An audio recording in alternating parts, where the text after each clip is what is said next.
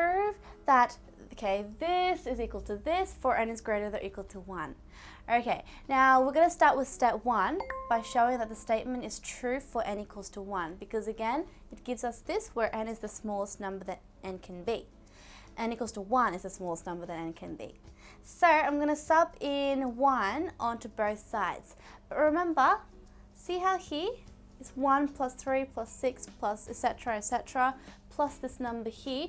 This is the general term of the sequence. Therefore, you always use this general term to find the value of the left-hand side of step 1. Okay, so this gives us the general number of the value that we put into n. For the left-hand side, you simply put 1 into here. So it's going to be 1 times 1 plus 1, which is 2. Okay, which is simply just 1. Alright, and then the right-hand side, just simply sub in n equals to 1, like this. So you have 1 plus 1 plus 1, which is 2, 1 plus 2, which is 3.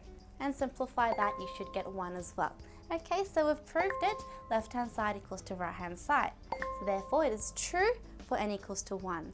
Okay, so that was step 1, and now we just need to do step 2, which is our assumption.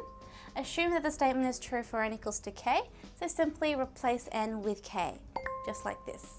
Okay, all I did was replace it in. Now step 3, and remember there's our assumption which we'll utilize into our step 3.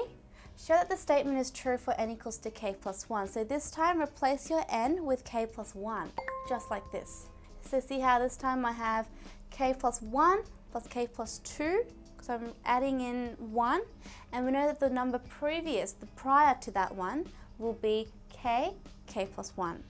Remember your original question, I'm just subbing in n equals to k plus 1, and I also added in the previous number. That's the final number, and I also know that the number prior to that will be that one, where I'm just subtracting 1 from each term.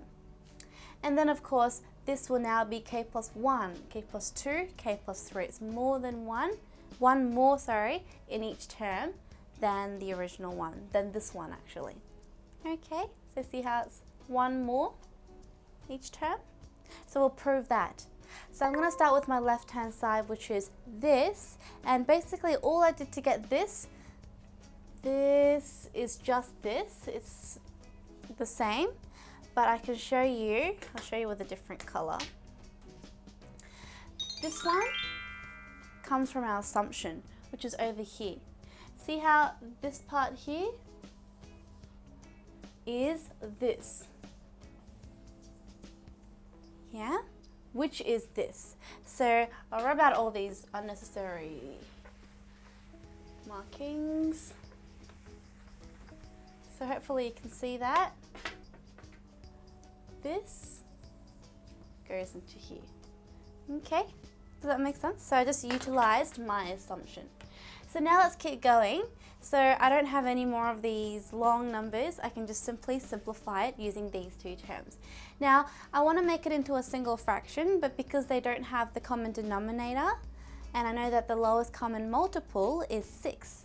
So all I need to do is multiply by 3 on top and bottom for this fraction here. So I get this. Okay, so very easy. Now, have a look at compare, before we make it into a single fraction, let's compare these two. And you can see that this is a common factor, isn't it? So if I factorize by that, I'll have k plus 1, k plus 2 out the front, and the remaining one is just this plus this. Okay?